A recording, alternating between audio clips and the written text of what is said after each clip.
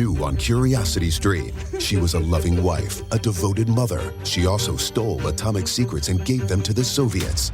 Meet the woman whose deception kick-started the Cold War on The Spy Who Stole the Atom Bomb. And what if they catch you? Then I shall be shot. They're coming! Come back! relive history's most death-defying escapes. It's Impossible Escapes, Civil War. Watch now on Curiosity Stream. Annual plans are $20, just $1.67 a month. Visit curiositystream.com. This podcast is brought to you by the Washington State Department of Health. As we continue to listen, learn, and grow, we are amplifying Black voices and perspectives in an effort to start a new COVID-19 vaccine conversation. We're sharing stories intended to help us navigate this unprecedented time together and to co-create solutions in support of the Black community. Hear these stories at weconsiderwa.org. Hey, Ola, it's Miles. Thank you guys for listening to the Men's Room Daily Podcast. Have you heard our newest podcast? It's called The Greatest Story Never Told. Download it today on radio.com. Be sure to subscribe. New episodes are uploaded every Tuesday at noon. Unfortunately, what you're about to hear is real. The members of this radio program are simply not that bright, or what some people would call educated. They are merely stupid. They're not trying to offend anyone on purpose. And all have played doctors on TV. You have been warned and are cordially invited to join the party. This is the Men's Room. Forget it, man, and get with the countdown. Get with the countdown. Shake this square world and blast off for Kicksville. The trippers, the grasshoppers, the hip ones, all gathered in secrecy and flying high as a kite. This is the Men's Room with Miles and Thrill. You know what they say, shake your radio more than 3 times, and you're playing with it. You're listening to the Men's Room. And away we go. Welcome to season 16, episode number 3414. Along with Steve the Thrill Hill, 3-Tit Smith, and my cock, Montgomery. And you are the Men's Room. Up tap today, it is our 50th anniversary week and the return of our random question. Your guess is as good as mine categories: the 10 hardest jobs in America and the 10 greatest Seattle rock bands of all times. We will play Profile This, plus headlines, a Men's Room shot of the day, fun with listener emails, and everyone's favorite TV Time with Tim. Clack, clack, drinkity drive. All right, here we go. Ohio woman asked to wear a mask in a store, so her husband slaps a teen worker in the face. Meanwhile, a man goes to sleep with earbuds in and wakes up with one in quite a strange place.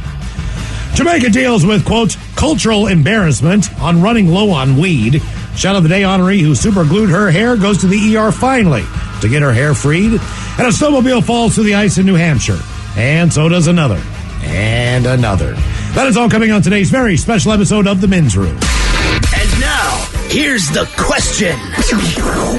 Hola, bitches. Good day to you and yours. All right, you ever lose your wallet? Maybe you left it somewhere, maybe it's just straight up lost, whatever, but you just can't find it, and it sucks. Well, a 91-year-old guy in California, he lost his wallet 53 years ago, and he did not leave it at a restaurant or anything as routine as that. No, he left his wallet in Antarctica. That is correct.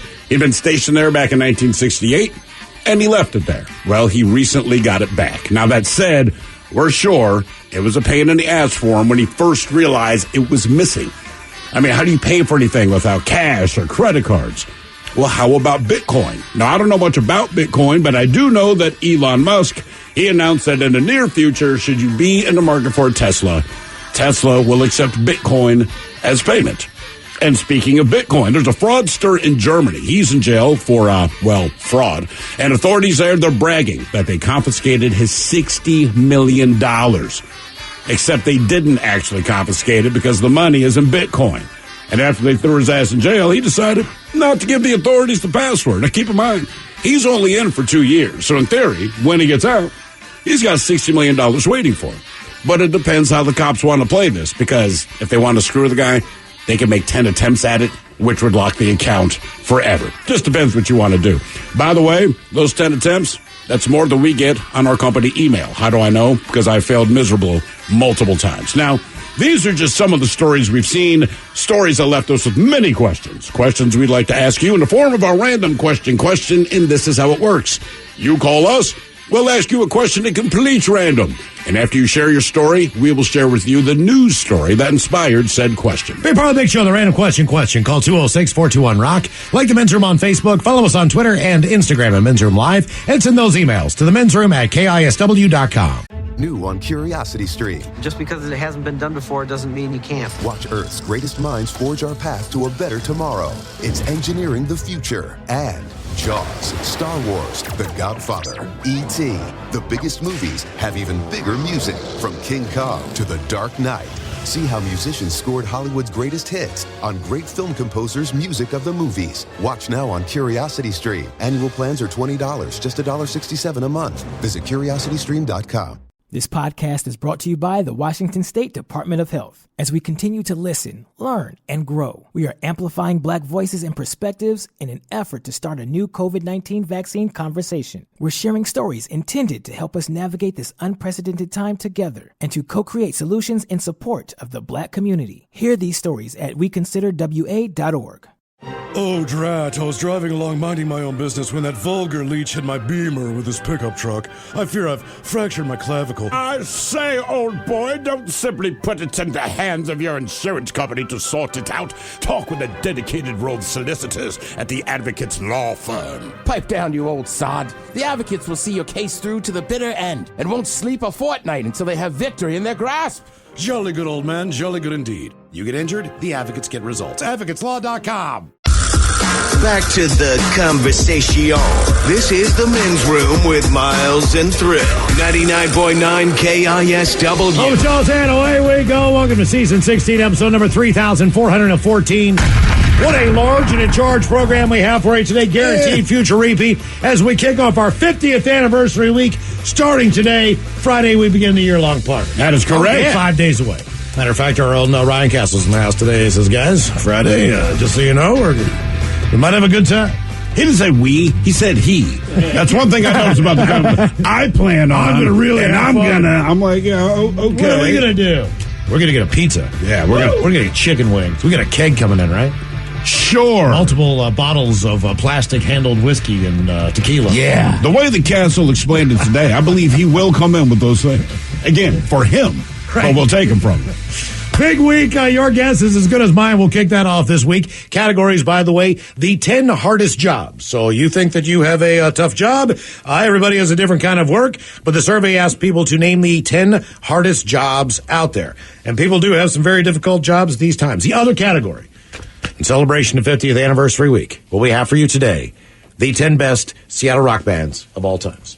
Okay. Those are your categories. Coming up with your guess is as good as mine. And, of course, today is the day that we do our random question. 206-421-ROCK. Random. Hello, Matt. Welcome to the Men's Room. Hola. Matt, welcome to the program. How's the weekend?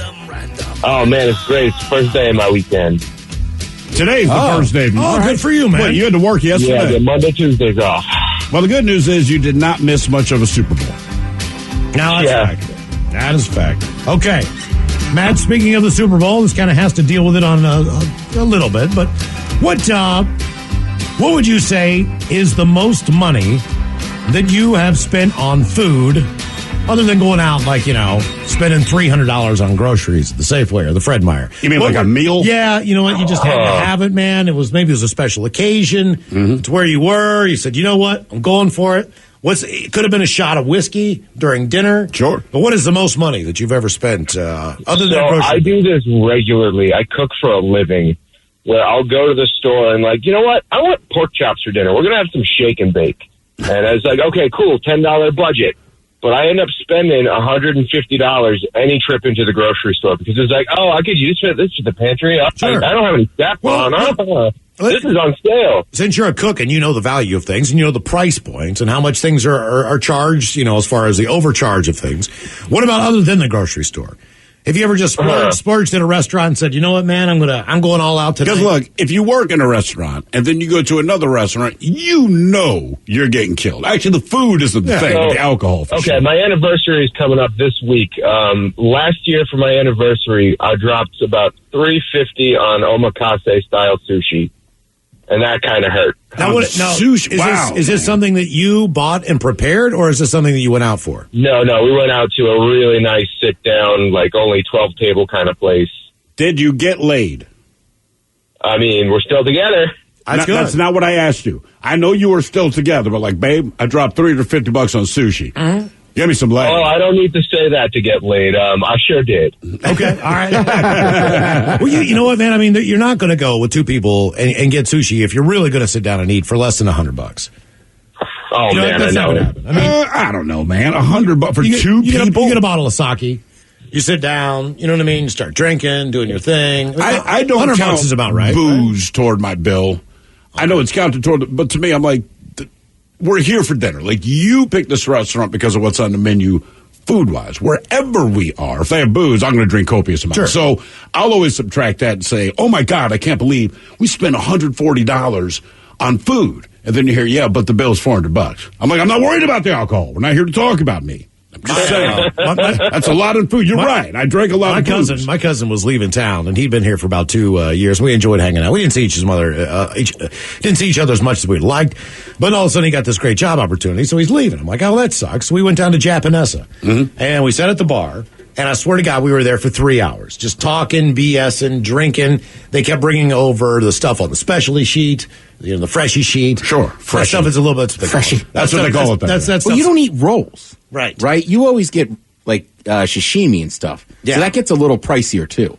And I'm telling you, for less work, it makes no sense. And I got this, man. Thank God you were here. It was great hanging out. I didn't even know your cousin lived here for 2 years. We had a lot of fun together. You know what I mean? We go drinking together and watch West Virginia lose. But either way, that bill was $275, and I told him I'd pick it up. But I mean, it was one of the best meals. That's the difference with Japanesa, man. Look, sometimes you go to an expensive restaurant because, like he said, it's your anniversary, her birthday, whatever. But you haven't been there. Well, it looks like it should be good because it costs the amount of money it should be good, and you leave and you're like, it was all right. So at least with Japanesa, I'm like, look. It's real good, man. It's real, real, real good. So if I'm going to lose that much money on a dinner, that's probably one of the top 3 places. You ever had the snow beef at the Metropolitan Grill? Yes. I personally, I don't know that I have, but I took my brother there when he came to visit and my nephew, and I shot my mouth off and said, get whatever you guys want. And my brother got like 2 little fillets that were like $100-some, and my damn nephew bought a $75 steak. Because you said get whatever you want. Well, I didn't think he'd take advantage. Of course they are. You say get whatever you want at McDonald's, people still go low. I just get one cheeseburger. You go to a nice place, they're like, I am in, right? I know. All of a sudden, you're like, hell yeah, I'm getting this because Ted's paying for it. Well, I went to the... what are you guys doing ordering out of the middle part? I went to the Met with a buddy. We sat at the bar, and Rob was taking care of us, and Rob said, hey, man, you guys... Because we were ordering, like, the crab cocktail and the French onion soup. And he's like, look, man, you guys are ordering a lot of food. If I were you, I would not go in now just... Because there's a couple more appetizers we're going to try. He's like, don't order a big fat steak. Just get, since you guys are eating so many appetizers, get that little snow fillet, and you guys can split it just so you can taste it, so you can taste, what a great steak really tastes. How much was the little bite? It was $100. Right. No, I mean, the steak was $100. Yeah, if I've had it, I've probably had it sitting at the bar. And we split it up, you know what I mean? And it was phenomenal. After that, it's like, I don't want to eat steak. Like, that was great. That's all I need. Give me another crab cocktail, you know what I mean? Another giant beer. But I think the most I've ever spent at a dinner was probably my kid's graduation from high school. And how much do you think you dropped? There were 12 to 15 people there. And you paid for this yourself? I paid for this myself. Dude, come on, man. It was a few $1,000s. Yeah. Well, you were at the nicest restaurant in the city. Well, no, it was at Palisades, or whatever that place is called over in Magnolia. What's a place called over there by the terminal? The seafood place? Is that Palisades? No. Chinook's. They've got the tank when you go in? Yeah. It's over there where Joe's. I mean, whatever. It's still ripping. Either way, it's not that good. Yeah. It's good. It's not that good. Yeah. Sorry if you're listening. You're very good, but you are not that good. It was more for the view, the people. I know. Water, that kind of stuff. I brunched there last year. Look, it's the water and some railroad tracks. Congratulations. Right. This food should not cost as much. Yeah. You're also looking at the Love Boat out there, like all the terminal comes in and all that stuff. And I was just like, I saw the bill. I was like, oh my God. Oh my God. Oh my God. Most I spent was at Nobu in South Beach. So my wife, I'd never heard of it. She's going on about it. She goes, her sales pitch to me was, well, Robert De Niro's a part owner. That means not, like, I don't think of Robert De Niro. Right. I think like, ooh, I want to eat what he makes. Granted, he's not the chef, but he's a part owner, whatever. We go there, there's 4 of us. I said, I'd get the tab. I regret that decision. I don't remember how much it costs, but for 4 people, and it's not like you eat big individual food items there. It's mostly tapasy, you know what I'm saying? So I figure it's a bunch of small dishes. How bad can it be? It was awful. Like, it was bad. I'm like, take back my debit card, give me the American Express. Like, I don't know. If we pay for this on debit card, we're going to have no money for the rest of this trip. Yeah. Yeah. I mean, rappers brag about eating there. Do they? Yeah. They should, because what I will say, it is good. And the view, all right, so you were talking about the view of the water. The view in this place, now keep in mind, this is South Beach, Miami. I don't know what you know of South Beach, Miami. The view is not outside. You're talking dudes that just drip money, and they're ugly as hell, and they just, all of them have absolute smoke shows. Is it one of those places where you leave and you want to go someplace and eat because you're still hungry? A little bit. But man, to look at the women that were in this place, like even the women at the table I'm at are like, you should look at this woman who walked in. It is, I mean, man, it's staggering. Reason we asked what's the most money you've spent on food other than a grocery bill. The stadium in Tampa, as you were watching the game last night, wasn't exactly full, but the concession stand still did pretty well as far as the amount of money that they brought in. Sure. Here's some of the prices on items at concession stands at Raymond James Stadium yesterday for the game. So how much do you think it would cost for a refillable, which I like, popcorn? It's at the Super Bowl. I'm going to say $7.50. Oh, no, that's got to be like $13 or $14. $14. Damn. How much is just a regular Reuben sandwich, no fries? A Reuben 18. at a Super Bowl. I'm going to say 25. It was 18 on the nose. Oh, all right. Hey, that honest guy, barbecue platter was $22. That's not much different, depending on what they put in. I feel better with the platter than I do the single sandwich. Am I the only person in this room who hasn't been to a Super Bowl? It looks that way, Ted, yeah. It's awkward. I feel like less of a man. How about if you just want to get up there and get yourself a Bud Light? How much is a Bud Light? $15. You're close, $13. Craft beer is $15.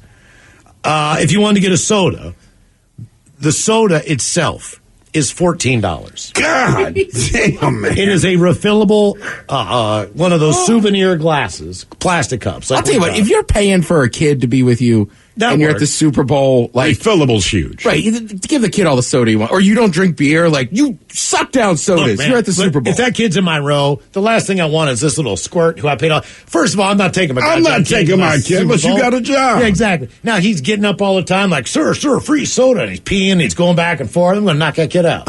You're like, kid, sit down, man. You're on a sugar rush. You're peeing all the time. You just punch my kid. And you're missing half the game, and the ticket was $4,000. Dad, take care of this.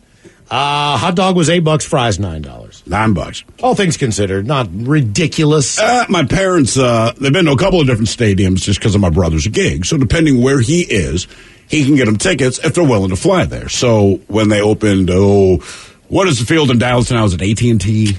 Whatever. They're big ass new shiny stadium with the big screen. Blah blah blah. They hate watching games there, by the way. But aside from that. Jerry Jones made a deal, so the only beer you can get there is Miller Lite. Miller Lite, I think. All right, so, but like that's it. I mean, there's Miller Lite, and there's nothing else. My father hates that, but it's like I'm there with another couple. I'm gonna go get beers for everyone. Good news is only one other dude wanted a beer. It's like I got it.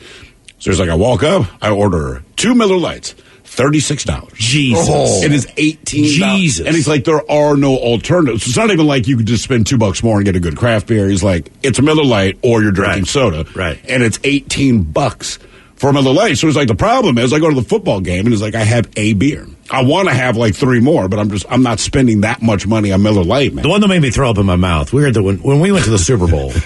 Sounds like a good beer. No, that's serious. This actually made me throw up in my mouth when I read this thing because I know how much we paid for the Super Bowl ticket.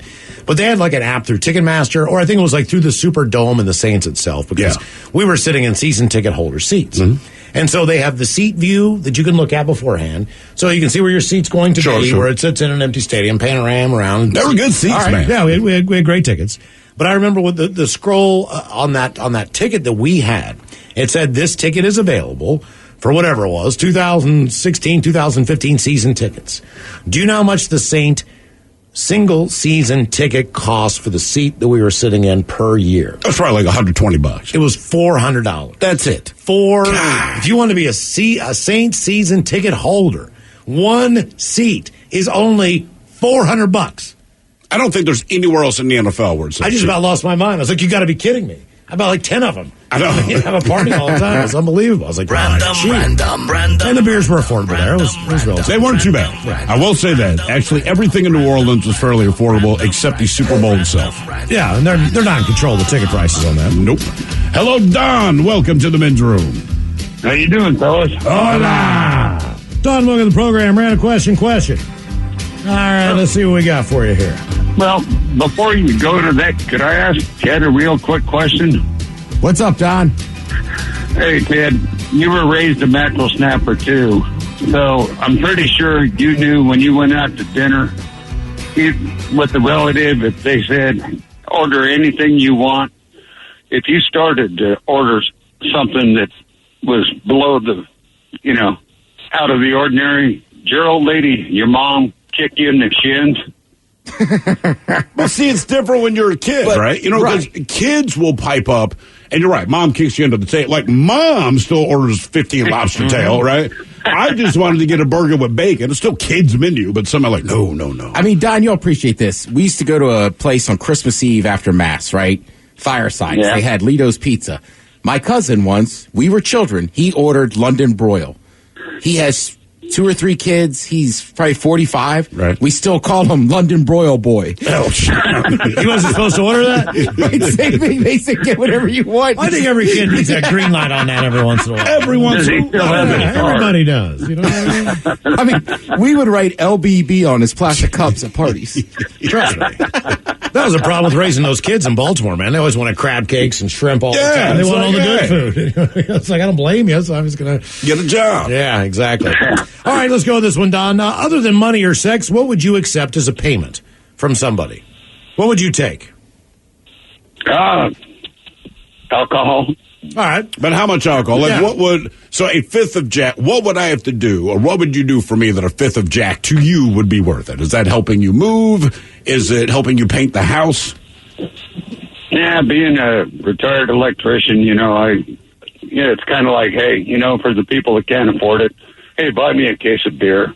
I don't have a problem, helping somebody out if they're on their butt. Okay. I might call you next. Don, let me ask you this. You're a retired electrician. I need work done. You come over my house for 2 days. You work 8 hours a day. All right? You get all this stuff repaired for me. I'm very appreciative. I try to give you money. You don't want money. But I say, hey, Don, I'll buy you the best bottle of whatever you want in particular. So what do you want me to go to Bevmo and buy, or Total Wine and more? What Johnny Walker Blue Label. Like what is the bottle that you would covet, for that much work? Spent the whole weekend in my house. Yeah. What do you want?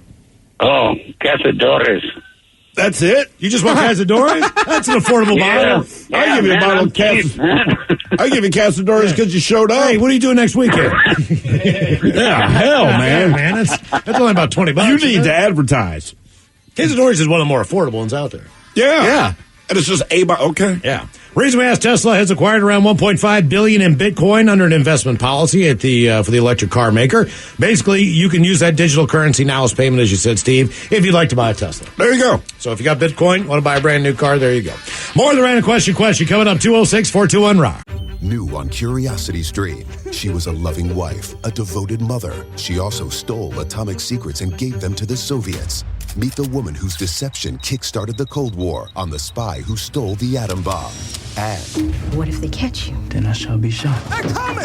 Come back! back! Relive history's most death-defying escapes. It's Impossible Escapes, Civil War. Watch now on Curiosity Stream. Annual plans are $20, just $1.67 a month. Visit curiositystream.com. This podcast is brought to you by the Washington State Department of Health. As we continue to listen, learn, and grow, we are amplifying Black voices and perspectives in an effort to start a new COVID-19 vaccine conversation. We're sharing stories intended to help us navigate this unprecedented time together and to co-create solutions in support of the Black community. Hear these stories at weconsiderwa.org.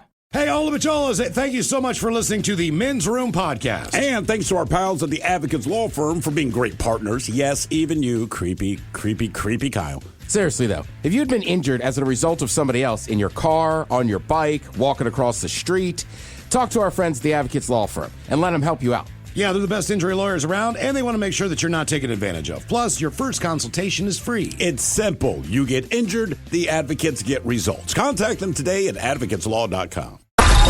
You're in the men's room. 99.9 KISW and KISW HD1 Seattle. Random question, 206-421-ROCK. Hello, David. Welcome to the men's room. Random. Hello. Hola. David, welcome to the program. How you doing, buddy? Pretty good. Okay. I'm trying out this new place called KISW. I don't know if you guys have heard of it. You doing what now? Hello. I got a new place called I haven't heard of it yet. The phone keeps breaking up, man. We have no idea what you're saying. But now, can you hear me now? Yeah, there we go. We got you. All right. Okay. Speaking of your phone, let's go with this question for you. Wallet, phone, purse, where did you leave it? What did you lose? Ooh, shoot. So if you ask my wife, I lose my wallet, phone everywhere. But I think the worst one was Australia. Were you back in the States when you realized you lost it, or were you still in Australia? I was actually on ship. I was on leave in Brisbane, and I left my wallet in a bar. Oh, no. So I guess you just can't go back to the bar and get it back because you're on a weekend pass, right? Basically, yes. So did you just... What is going on over there, dude? Oh, I'm at Costco. Are you tearing the place down with a sledgehammer, or are you shopping? Shopping. Okay, all right. So did you ever get the wallet back? Did you call the bar, or did you just cancel everything and chalk it up to a loss? Basically, chalk it up to a loss. Luckily, I didn't have it. So all of it was just like my debit card and all that. All right. Well, maybe you don't need that as much as a ship as I think you do, but I would have to say. No, because they give you that card on the ship. You can go into debt that way. Right, exactly. Real easy. Reason we asked wallet, phone, purse, etc. Where did you leave it? This is a crazy story. 53 years after he lost his wallet in Antarctica, Paul Grisham finally has it back. He is 91 years old, lives in San Diego, California, and he arrived in Antarctica in October of 1967. Now, that's when Antarctica was still a desolate continent covered in snow, not the metropolitan Not place that you know booming place it is now. Yeah, exactly. Anyway, at some point during his 13-month assignment, he lost his wallet and eventually just forgot about it until last week. He says, quote, "I was just blown away. There was a long series of people involved who tracked me down and ran me to the ground to find it." According to a newspaper there, the San Diego Union Tribune, Grisham's wallet held plenty of mementos from his time in Antarctica, which he called the ice, as well as his Navy ID and driver's license. He was a meteorologist. Yeah. We went there to study the continent. Let's see here. Some of those mementos included a pocket reference card on what to do during an atomic, biological, or chemical attacks. You're in Antarctica. Nothing. A beer ration punch card. That is huge. A beer ration punch card. They have to ration it because, again, there's That's only... to keep people like you at bay. That is it. In fact, I applied to go to Antarctica years ago. You go for about a year at a time, but I was cooking at the time. And I'm like, why the hell not? You know, that kind of thing. So you found out about the beer ration? Well, it's not that, but as I started research, like most of the stuff I was researching, I was okay with. I'm like, right, it's Antarctica. I get it. I did read about the beer rationing. It definitely crossed my mind because the thing is, like, look, we have a limited amount of beer for obvious reasons. And because you're isolated with very few people, you can only get so drunk on any given night. Now, that's not why I didn't do it. I just ended up not getting picked, but that would have been a problem for me, I think. beer ration. Yeah. Punch Basically, card. Like, you're already over your limit. It's Tuesday. Like, my bad. Come on, man. Give me another There was a game on Sunday. I got thirsty. Come on. They were tearing down a building at the McMurdo station on Antarctica's Ross Island. I think they're putting in a housing development. Of course. Either way, when they knocked this building down, they found 2 wallets. One of the other wallet's owners has since passed on. But they did find the one and returned it 53 years later. I can see. What are you going to use your wallet other than your beer ration card? There is no other reason you would use a wallet in Antarctica. But I think you're not going anywhere. You're not buying smokes. You know what I mean? It's the difference between now and 50 years ago in my wallet. If I were to look back on it now, first of all, it would have a picture area where I would have pictures of family. Wife, it'd be the sentimental kids, stuff. You know what I mean. Whatever your parents or whatever the stuff. A dog, a library card, right. Things that just don't seem like they're really relevant now, but were kind of important back then. Like that. But you didn't have as many problems back then. Like if you lost, I don't even know if you had debit cards at the time he lost it. I don't think banks were even doing debit cards. Credit cards are a fairly new thing as far historically speaking. And again, I want to say Diners Club was the first credit card, and that was either like the 50s or 60s. The point being, not a lot of people had them. And if you did, you had MasterCard or Visa, and that was it. Right. But if you go, even if you, let's say your wallet was returned 30 years. All right. So, guaranteed. Wait, from 30 years ago or 30 years ago, from now? 30 years ago today, you get your wallet back from, 1991, right? Social Security card and bank card, that would have been it. Maybe a Blockbuster video card. Or something where you just go, oh, yeah. You know what I mean? Like you completely spaced on the fact that was an important Now it's different. It's like debit card, credit card. A Subway punch card, for a free sandwich or who the hell knows what. I mean, mine probably would have been Velcro, so it would have been 11. What's wrong with the Velcro? So I'm saying, like, one of those things probably would have stayed intact better with a Velcro wallet. I guess maybe random. Right? We had like IDs for school, I think. Yeah, like you had your ID. You may or may not have had a debit card. Yeah, whatever cash. And the miles is right. Everything else is Blockbuster, Subway, Safeway, stuff like that. I mean, hell, in 91, I might have had an Errol's card. 91. I can guarantee you in 91, the one thing that was not in my wallet, cash. Yeah. I was so broke then, look, I lost my wallet probably around 1991. Woke up naked with a football helmet. It was around that time. The only thing on my wallet that was any concern to me was my Social Security card, but it turns out that it doesn't matter. If you know your number, you're good. I'm thinking a card to our local cinemas, some kind of Regal deal where I could get 10% off movies. You don't even like going to movies, and you had a card? Not only that, my buddy worked there. So, okay. No matter what, I mean, it was like I was paying anyway, but at the time I had one. Right, like I rarely will go to a movie, but as a teenager, Ted loved movies. Teenager, obviously, and then not much as an adult. Then you have kids, and you're back in the movie theater. I might have had an arcade card that was good for I don't know. What did you get on an arcade? You had to have a library card. Yeah. Right? Yeah, that was pretty standard. I think what else? I'm telling you, man, pictures was the big thing. That's exactly it. That was the reason you had to watch. I had senior pictures in there from people giving me their own senior pictures. Like, look at this hot girl. Give me your senior picture. Mm-hmm. What's her name? I don't know. She's posing next to a wagon wheel. She's my girlfriend. She just lives in the next town. I just asked her for the picture because she's hot. Hello, Ken. Welcome to the men's room. Hello, gentlemen. How you doing? Hola. Doing well, sir. Ken, welcome to the program. Random question. All right, Ken, let's go with this one. When did you, Ken, leave early or bail on something before it was over? Like maybe you went to a party and you're like, this is going to suck, and then you left, and then the party was just the most epic party later on. Maybe the movie was so bad you walked out of it, or you left a sporting event early, like I notoriously do. The party thing was that would clinch you right there. I went to a party in I was in the Air Force then. I was stationed at Minot Air Force Base in Minot, North Dakota, and a bunch of us went to a party in Stanley, North Dakota. It was a big old barn dance. And on the way there, we went through the town of Tioga. And there was these 3 girls walking down the street. And we figured we'd pick them up and take them to the party with us. Well, we got them in the car, and first thing they do is they started drinking all the beer we had. And they got smashed, and I was in the front seat, and I was driving.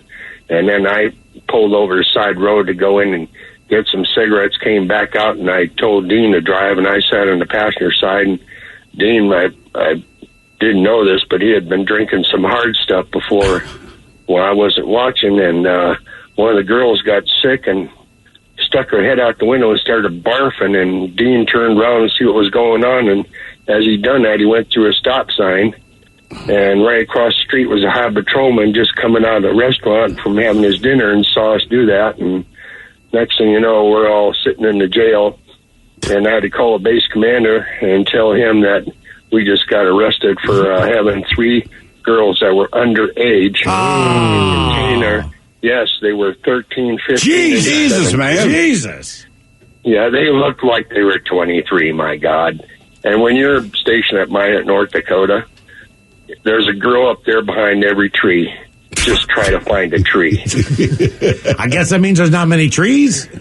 Yeah, that's exactly it. There's Okay, not all many right. girls. All right, okay, yeah. And you know what I mean? And, but, you know, we didn't get nowhere, and things turned out cool. The judge had mercy on us because these girls have been doing this on and off all the time. They take GIs and wrench them for all their money and booze and dump them, and next thing you know, they're leeching on to 3 more and doing the same thing. So we just got kind of victimized, and they all got caught, though. Maybe they should make every military guy watch, what, An Officer and a Gentleman? What, Yeah. the first movie that said, look, this is what happens. Right. This is how this works.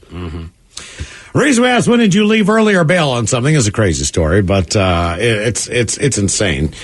This guy is a pilot, and he's in Australia. Okay, he's got a single-seat plane that he flies around, and he was doing some high-speed taxi tests. He was getting ready to take his plane off. He'd been doing some mechanical work on it, some other things. Okay. So he's not actually taking off. He's just preparing to see how the engine works upon acceleration. Probably the smart move. Then he's doing some like high-speed taxi tests and all that stuff. So the guy's name is Cliff Colleen, and he was doing his high-speed taxiing when suddenly he looked down and saw by the throttle on his hand a brown snake that was looking up at him.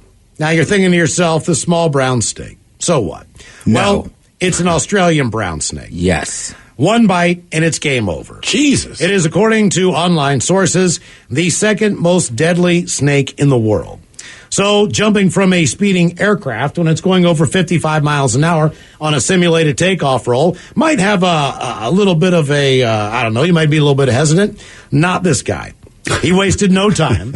He peeled back the canopy on this yak, unhooked his harness. He jumped out of the airplane when it was going 55 miles an hour. The airplane then smashed into a pole. It is completely totaled. Yeah. But he did not get bitten by the snake. Which he is the basically point. said one of two things.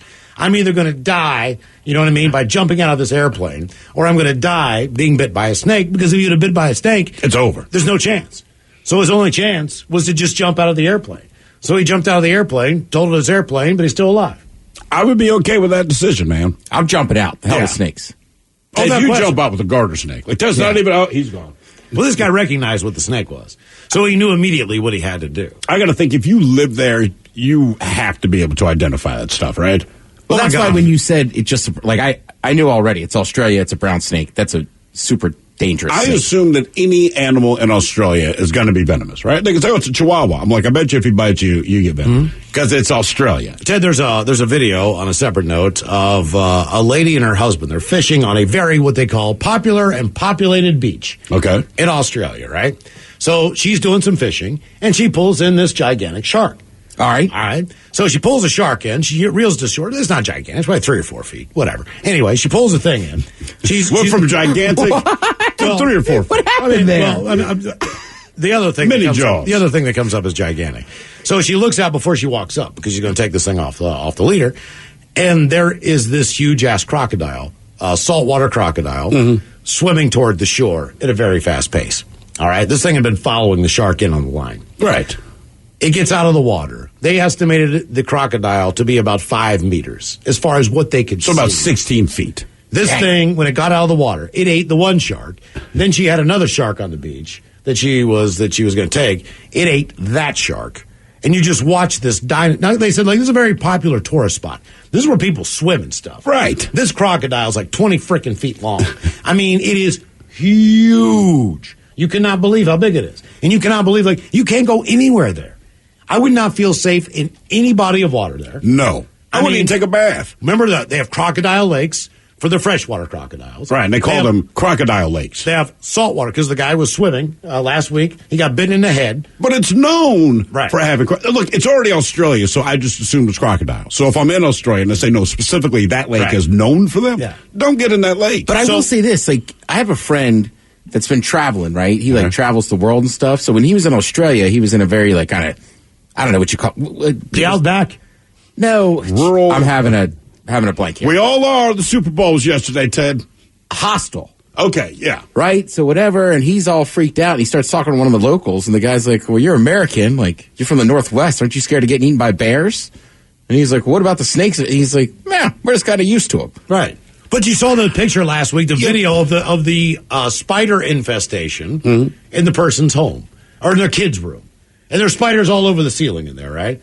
I'm not sure if they're venomous. I'm not sure if they matter. It doesn't matter. It doesn't matter. I mean, even things that can't hurt you just scare the living bejesus. I'm burning my house to the ground. And I mean, I hear what he says about bears, and it's like, right. I mean, but one, you kind of voluntarily go camping, or if you live out in the cut, you understand what you're up against. Right. And then that said, everyone has all this advice. We talked about it last week. Oh, if it's a black bear, make noise, you get bigger. If it's, a grizzly, just be cool, play dead, whatever it is. Like, I don't know that I would always follow this advice, but there's advice.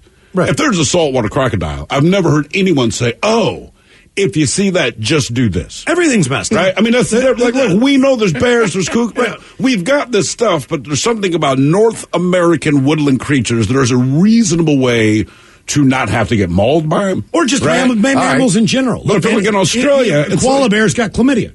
Right.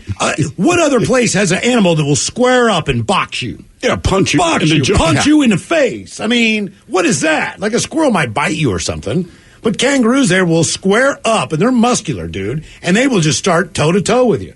Like Rock'em Sock'em robots. I mean, there's nowhere else in the world where you could get in a fist fight with an animal other than Australia. But there's not a lot of animals that will put your pet in a headlock. There's a guy, and the video was out there like 2 years ago. He walks into his backyard, and there's a kangaroo out there, which is not much different than seeing a deer. The difference is your dog might bark at a deer, but the deer does not hold your dog in a headlock. So this kangaroo is holding his dog in a headlock. And obviously this guy's Australian, and this is just run-of-the-mill stuff, because he sounds more exasperated. It's like, oh, this crap again. Not again. So he walks outside. The kangaroo realizes that he's on the dog side, so the kangaroo lets go of the dog. And now they're squaring. I mean, they're bouncing around like the beginning of a fight. And what's crazy about this is I've just never seen it. The dude throws the first punch, right? Throws a right, hits kangaroo in the face. Doesn't do a lot of damage, but kind of turns its head. It looks back at the guy for a second, and then just hops away. And I'm like, I don't know. Maybe that's just the normal thing there. No, like, you're right. That's so weird to me. Usually you go outside, you'll bang a pot or you yell, but it's not like you walk out there and square up with a wild animal and start trading blows, man. Yeah, you're right, because there's no animal you could do that here with. No. Because I don't think you'd be in trouble. If you walked outside and, punched a bear in the face, bad idea, but people would be mad at you. In Australia, they're like, hit him with a right. Look at the size of this crocodile crawling out. I mean, the damn thing's like 20 feet long. It is insanely big. Now, see, that's another difference, though. They say the bear, and I go, all right, when we go to the beach here in the States, yes, in the water, there could be the threat of whatever, right? But if it's a shark, it's a shark. We don't have sharks and saltwater crocodiles. And in fact, saltwater crocodiles on occasion take out great white sharks. I mean, just put that in perspective for a second. But the difference is the saltwater crocodile doesn't have to stay in the water. Like, my father's not scared of sharks because he said they can't walk. I don't see what the problem is. Yeah. That goddamn thing can. You wade out in the water trying to test the limits. You're trying to get to boys level before you dip them in there because it's sometimes kind of cold or whatever. Yeah. If I kick something in the water, I can't see. I'm like, it's a shark. Yeah. If anything, I feel like, I know, I do the same thing. Everybody does the same thing. Oh, God! Pretty sure I kicked a crab out there, honey. How do you know? I don't. But he was a big one. More of the random question coming up 206-421-ROCK. This podcast is brought to you by the Washington State Department of Health. As we continue to listen, learn, and grow, we are amplifying Black voices and perspectives in an effort to start a new COVID-19 vaccine conversation. We're sharing stories intended to help us navigate this unprecedented time together and to co-create solutions in support of the Black community. Hear these stories at weconsiderwa.org. $20 million, $19 million. $6 million. These are all awards recovered for clients of Phillips Law Firm. To win big, you have to fight big. And Phillips Law has been fighting the too big to fail insurance industry for decades. Not every case will have a multi-million-dollar outcome, but Phillips Law will fight just as hard to recover the outcome you deserve. If you or a loved one has been injured in a car accident or on the job, call or click today at 1-800-JUSTICE or visit justiceforyou.com.